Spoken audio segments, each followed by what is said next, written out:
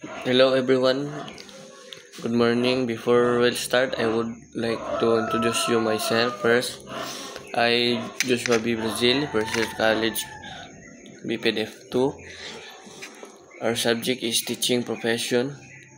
Now, today, we will have a short discussion about the philosophy I choose.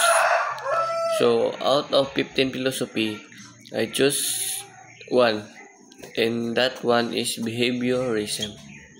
So we will define what is behaviorism, a branch of psychology that focuses on how people learn through their interaction with the environment.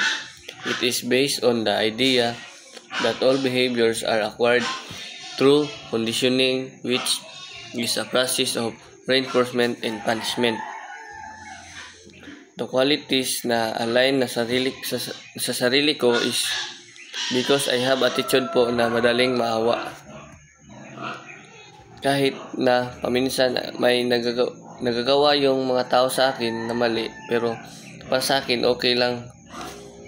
Ang hindi ko ugali yung magiganti sa mga ginagawa nila. Minabawaliwala. Kulang kung ano yung ano man yun. I choose behaviorism because if magiging teacher man ako someday, gusto ko sa mga estudyante ko yung marunong respeto lalo sa mga nakakatanda at isa sa lahat, yung nagsasabi talaga ng totoo. Yun lang po at maraming salamat. Thank you po.